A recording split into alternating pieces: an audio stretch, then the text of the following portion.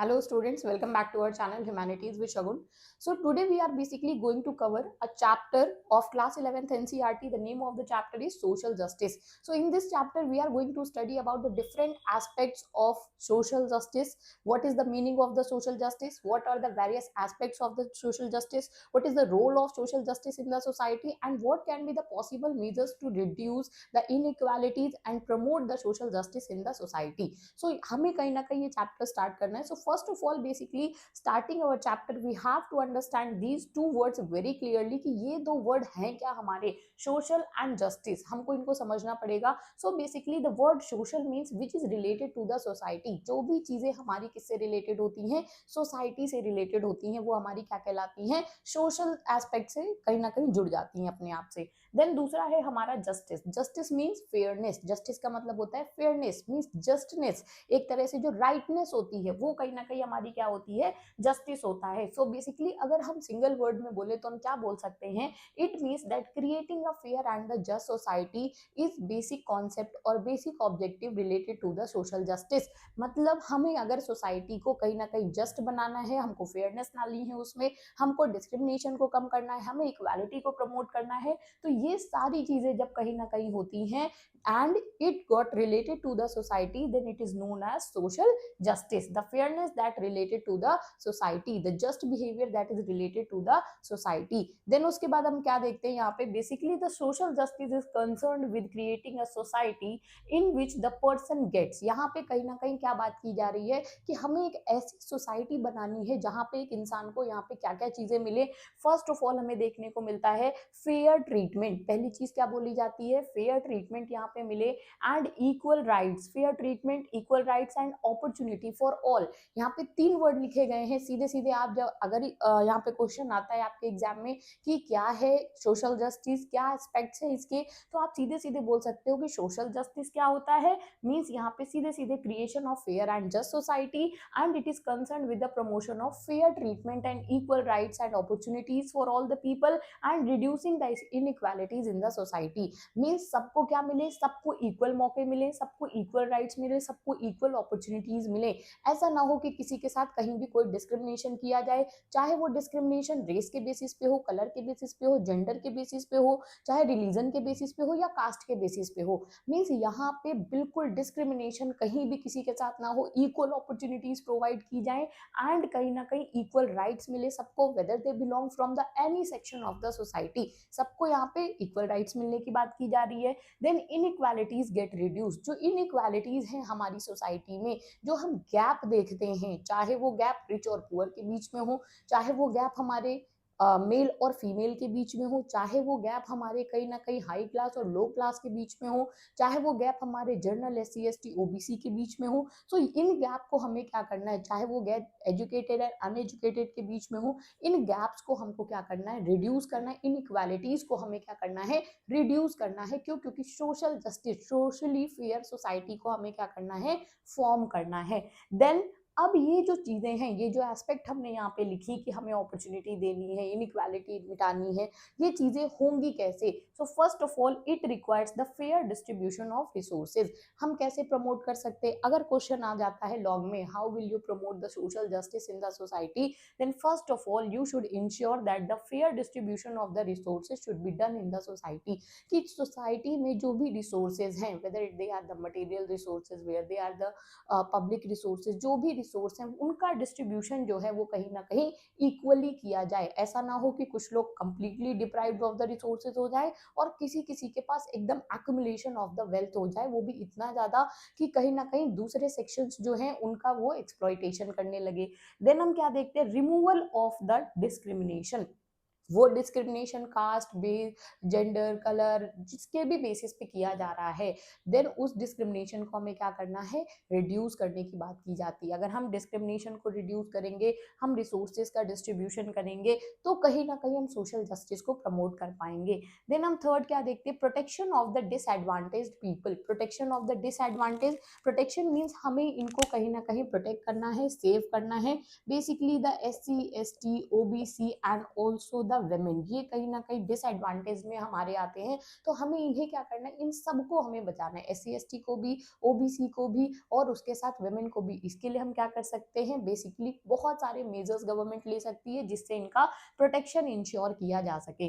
Than equal opportunities and dignity for all, यहाँ पे सबको इक्वल अपॉर्चुनिटीज दी जाए एंड सबकी डिग्निटी को इंश्योर किया जाए, एक बेसिक रिस्पेक्ट, एक basic standard of living provide करने की बात यहाँ पे की जा रही है। Then respect for the human dignity, जो ह्यूमन एक डिग्निटी होती है, like you have a right to life, right to liberty, ये कहीं ना कहीं right to justice, right to equality and freedom also, ये जो बेसिक नेसेसिटीज हैं ये कहीं ना कहीं हम सारे सिटीजन्स को क्या करें, प्रोवाइड कर पाए यहाँ पे। So these aspects are very important and it's mostly required when you try to promote social justice in the society. But अब यहाँ पे एक और चीज बोली जाती है, that for providing all these things, basically the fair distribution, removal of the discrimination, protection of the minorities, ये करेंगे हम कैसे, by providing the reservation and the scholarships for the disadvantaged people and help social justice. यहाँ पे जो disadvantaged people हैं, यहाँ पे जो कहीं ना कहीं हमारे जो कहीं ना कहीं जो लोग ऐसे हैं जिनका एक्सप्लॉयटेशन होता रहा है, उन्हें हमें क्या देना पड़ेगा, उन्हें रिजर्वेशन प्रोवाइड करना पड़ेगा, means certain number of seat should be reserve for those people. और दूसरी चीज हम यहाँ पे स्कॉलरशिप देंगे ताकि अगर एजुकेशन की फील्ड में वो जा रहे हैं तो उनको उस चीज में आसानी हो करने में, for the disadvantage people to improve their social standard and providing them the social justice. So here we are basically going to discuss the ways, the manners in which social justice can be promoted in the society। कौन से ऐसे तरीके हैं, कौन से ऐसे methods हैं, कौन से ऐसे manners हैं जिनसे हम social justice को society में promote कर सकते हैं। These questions are very important in your exams also, बहुत बार पूछे जाते हैं इस तरह के questions कि कैसे social justice promote होगा। So यहाँ पे हम क्या देखेंगे, there are basically two manners, two तरीके हैं, यहाँ पे दो ways हैं हमारे जिनसे कि सोशल जस्टिस एंड इक्वालिटी को हम प्रमोट करेंगे। So first is the proportionate justice, bye providing the proportionate justice in the society, ये पहला तरीका है। And the second is equal should be treated equally, means जो इक्वल लोग हैं उनको कैसे ट्रीट करना चाहिए, उन्हें इक्वली ट्रीट करना चाहिए, this is the second way. इन दोनों को हमको डिटेल में देखना है। So first of all we should start from the proportionate justice. क्या होता है प्रोपोर्शनेट जस्टिस, मींस यहाँ पे क्या बोला गया, treating alike is not always just, हमेशा लोगों को एक जैसा ट्रीट करना, means providing the identical treatment in every situation is not right, it is not just. Her situation में अगर एक जैसा हम सबको ट्रीट कर रहे हैं तो वो जस्टिस नहीं होता है, वो प्रॉपर राइट चीज नहीं होती है। सो हमें क्या करना चाहिए, so benefits and burden should be distributed according to the relevant differences. जो भी रिलेवेंट डिफरेंसेस हैं हमारे सोसाइटी में, वो रिलेवेंट डिफरेंसेस किस बेस पे है, इकोनॉमिक कंडीशन के बेसिस पे है, एजुकेशन के बेसिस पे है। सो यहाँ पे जो बर्डन है, जो यहाँ पे कहीं ना कहीं जो बेनिफिट्स हैं, दे शुड बी कहीं ना कहीं डिफरेंट कर देना चाहिए उन्हें डिस्ट्रीब्यूशन में, उनके कहीं ना कहीं according to the relevant differences की डिफरेंस क्या है सोसाइटी में, उस हिसाब से हमें बेनिफिट्स को भी डिवाइड करना है, हमें बर्डन को भी शेयर करना है। जैसे यहाँ पे हमें फर्स्ट क्या देखने को मिलता है, रिवॉर्ड्स। फॉर एग्जाम्पल रिवॉर्ड्स में भी डिपेंड ऑन द अचीवमेंट, किसने कितना अचीव किया है उस हिसाब से उसे क्या मिलना चाहिए, रिवॉर्ड मिलना चाहिए, उसके एफर्ट्स देखे जाने चाहिए, उस हिसाब से उसे रिवॉर्ड मिलना चाहिए। फॉर एग्जाम्पल अगर पुअर बैकग्राउंड से जाके किसी ने कोई बहुत अच्छा एग्जाम क्रैक किया है, देन उसके बाद में और अगर किसी के पास ऑलरेडी यहाँ पे रिसोर्सेज है, उसने वो चीज की है, तो दोनों के बेनिफिट्स में कहीं ना कहीं डिफरेंस होना चाहिए यहाँ पे, उनके एफर्ट्स में, क्योंकि यहाँ पे डिफरेंस है तो रिवॉर्ड में भी क्या होना चाहिए, डिफरेंस होना चाहिए। Second, wages upon the work performance. यहाँ पे जो वेजेस हैं लोगों को, वो कहीं ना कहीं ऐसा नहीं है कि दो लोग सेम पोजीशन पे काम कर रहे हैं तो हम उन्हें इक्वल वेजेस पे कर रहे हैं, मींस हमको यहाँ पे एक और फैक्टर कंसीडर करना पड़ेगा, that is the work performance, कि अगर दो लोग सेम लेवल पे काम कर रहे हैं तो उनका वर्क परफॉर्मेंस कैसा है। अगर एक का वर्क परफॉर्मेंस पुअर है और दूसरे का वर्क परफॉर्मेंस बहुत अच्छा है, देन दोनों को हम, पुअर और बेस्ट को हम एक साथ नहीं रख सकते, हम इक्वली ट्रीट नहीं कर सकते हैं। देन हमें थर्ड क्या देखने को मिलता है, reservation based on the economic condition. इसीलिए यहाँ पे हम क्या देखने को मिलता है, जैसे किसी का बैकग्राउंड बहुत पुअर है, इकोनॉमिकली बहुत वीकर है कोई, तो उसे क्या प्रोवाइड किया जा सकता है, रिजर्वेशन प्रोवाइड किया जा सकता है।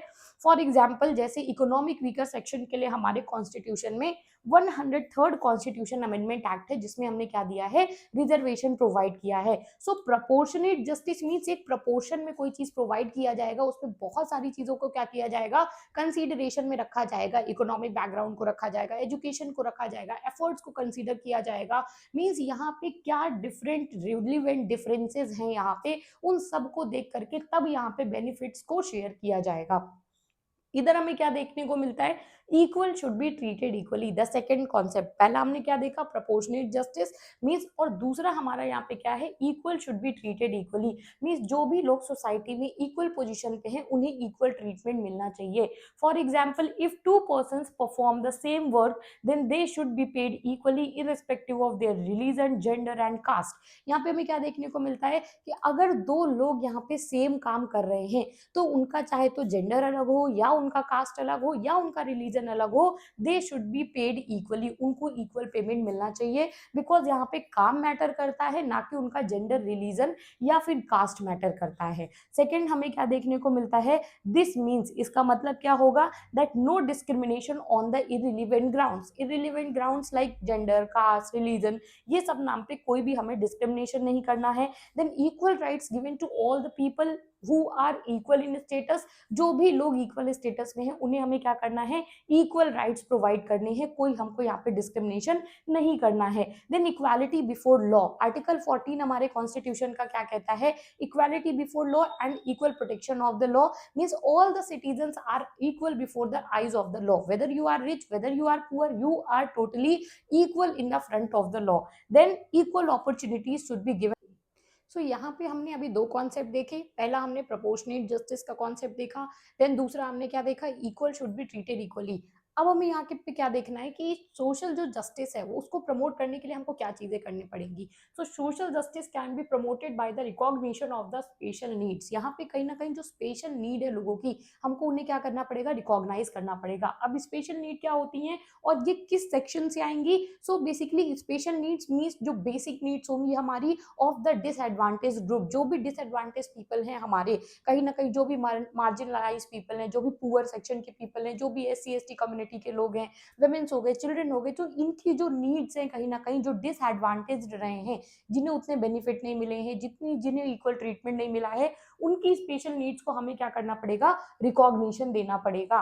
सो यहाँ पे हमें क्या देखने को मिलता है, सम ग्रुप्स में रिक्वायर द एडिशनल सपोर्ट, इन्हें क्या देना, और इसी डिसएडवांटेज ग्रुप को जो हम सपोर्ट देंगे उसे क्या बोला जाएगा, सम ग्रुप्स में रिक्वायर द एडिशनल सपोर्ट, इनको हमें एडिशनल सपोर्ट देना पड़ेगा। मीन्स नॉर्मल चीजों के साथ साथ हमें इन्हें असिस्टेंस देना पड़ेगा, स्पेशल हेल्प देनी पड़ेगी, चाहे वो फाइनेंशियल हो, चाहे वो सोशल हो, चाहे वो इकोनॉमिक हो, हमें इन्हें कुछ तो ऐसा देना पड़ेगा जिसकी वजह से ये अपना डेवलपमेंट कर पाए। बिकॉज ऑफ क्यों, क्योंकि इन्होंने कुछ कंडीशन फेस की हैं, because of poverty, disability and historical discrimination, चाहे तो वो गरीबी हो, चाहे तो हम इनका डिसेबिलिटी हो, या फिर यहाँ पे जैसे डिसेबिलिटी में हम क्या देखते हैं, जैसे हमारे पैरा एथलीट्स होते हैं तो हमें उन्हें पैरा एथलीट्स के साथ कंपीट करवाना पड़ेगा, प्लस एडिशनल हमें क्या देना है कि इनको जॉब प्रोवाइड करना है या इन्हें असिस्टेंस देना है।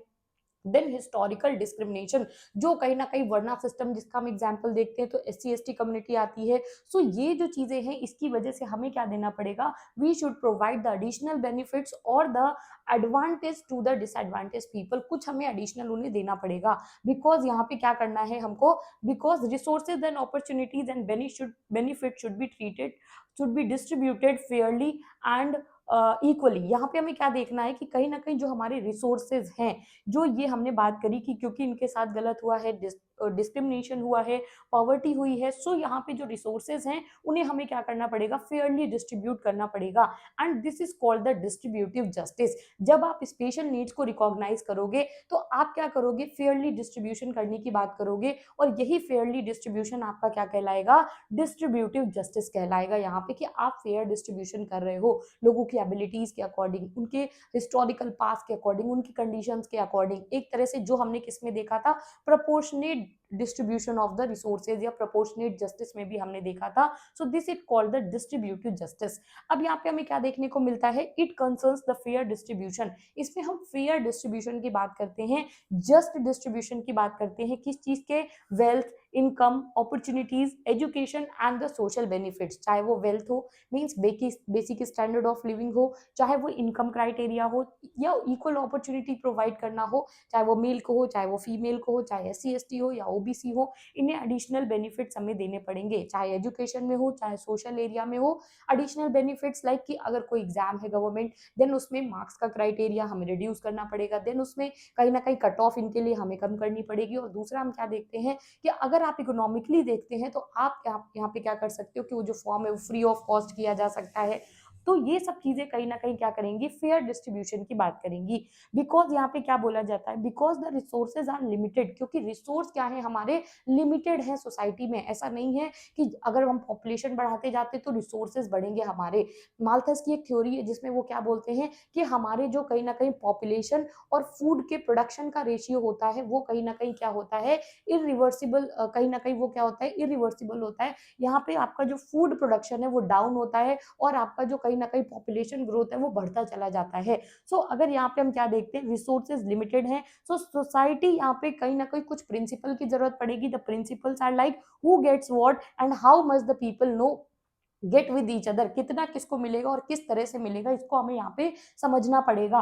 सो ये जो पूरा कॉन्सेप्ट है कहीं ना कहीं recognition of the special needs and the distributed justice, इसका एक एग्जांपल हम यहाँ पे ले लेते हैं। So providing the additional educational opportunities and reservation, additional जो एजुकेशन की अपॉर्चुनिटी है, चाहे वो स्कॉलरशिप प्रोग्राम हो गए, चाहे वो एक्स्ट्रा बेनिफिट्स हो गए, चाहे वो बोनस कुछ हो गया, या reservation to the disadvantage group, can be understood as a term of social justice. यहाँ पे इसको क्या माना जाना चाहिए, इसको एक सोशल जस्टिस का तरीका माना जाना चाहिए। अगर रिजर्वेशन को हम प्रोवाइड करते हैं या स्कॉलरशिप देते हैं या हम उन्हें इनकम लेवल में कहीं ना कहीं वेल्थ में डिस्ट्रीब्यूशन इक्वल करने की बात करते हैं, हमें यहाँ पे क्या समझना है, हमने इससे पहले टॉपिक देखा कि सोशल जस्टिस को कैसे प्रमोट कर सकते हैं।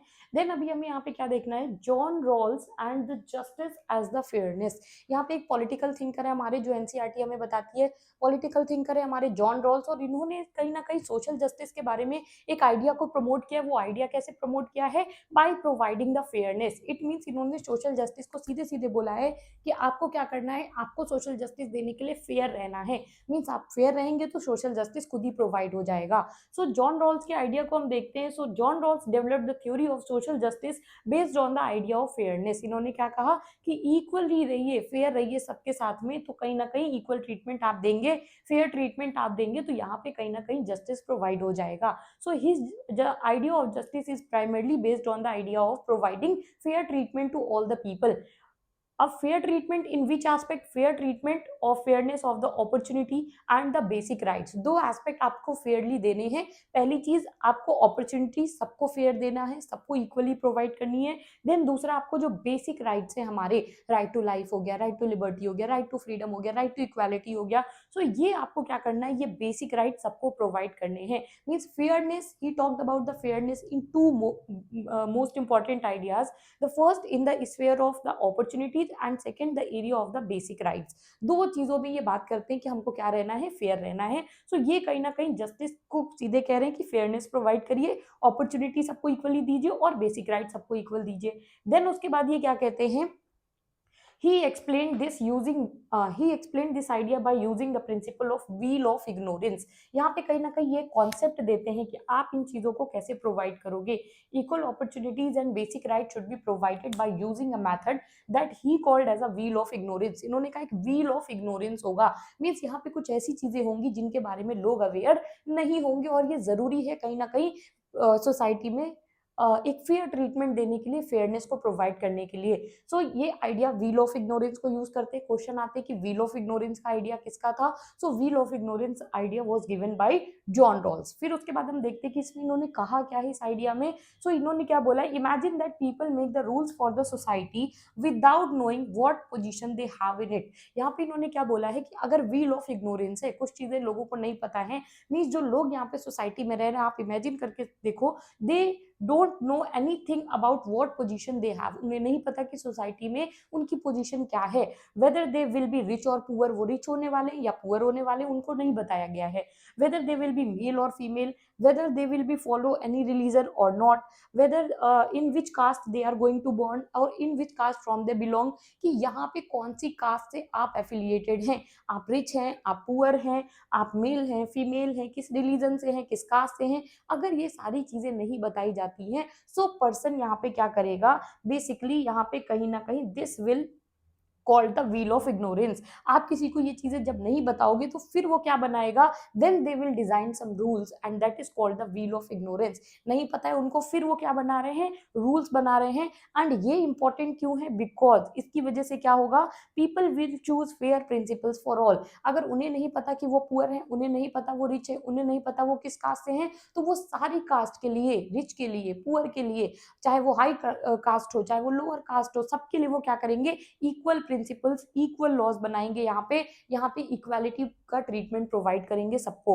Then provide the fair social and arrangement, कहीं ना कहीं जो सोशल अरेंजमेंट है उसको भी क्या करेंगे, फेयरली प्रोवाइड करेंगे। दूसरा हमें क्या देखने को मिलता है, यहाँ पे कहीं ना कहीं हम देखते हैं दस this rules will protect everyone. इस तरह से जो रूल्स बनेंगे व्हील ऑफ इग्नोरेंस का यूज करके, लोगों को अगर नहीं पता है कि वो कहाँ से बिलोंग कर रहे हैं और फिर अगर वो रूल्स बना रहे हैं, तो ये रूल्स क्या करेंगे, ये रूल्स प्रोटेक्ट करेंगे जो भी सिटीजन सोसाइटी में है, क्योंकि ये रूल्स फिर सबके लिए बनाए जाएंगे, चाहे वो रिच हो, चाहे पुअर हो, चाहे मेल हो, चाहे फीमेल हो, चाहे अपर कास्ट का हो, चाहे लोअर कास्ट का हो।